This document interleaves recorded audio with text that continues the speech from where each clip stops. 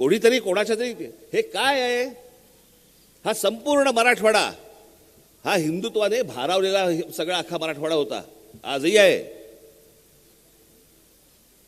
मग 1999 साली राष्ट्रवादी काँग्रेस नावाच्या एका पक्षाचा जन्म झाला.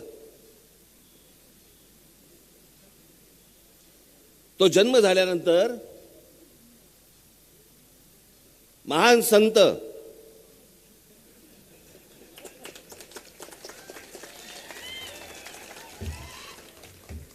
शरदचंद्रजी पवार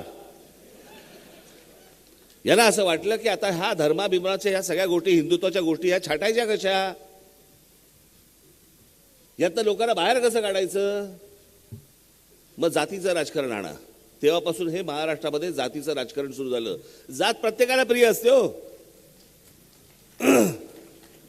जात प्रत्येकाला प्रिय असते. प्रत्येक जण सांगतो माझी जात चांगली आहे, मान्य आहे मला, चला.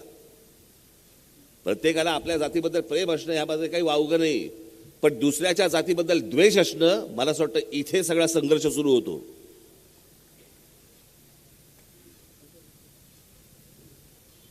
आणि नेमकं ह्याच गोष्टी या सगळ्या लोकांनी केल्या आणि तुमची माथी भडकवली. आज आम्ही मूळ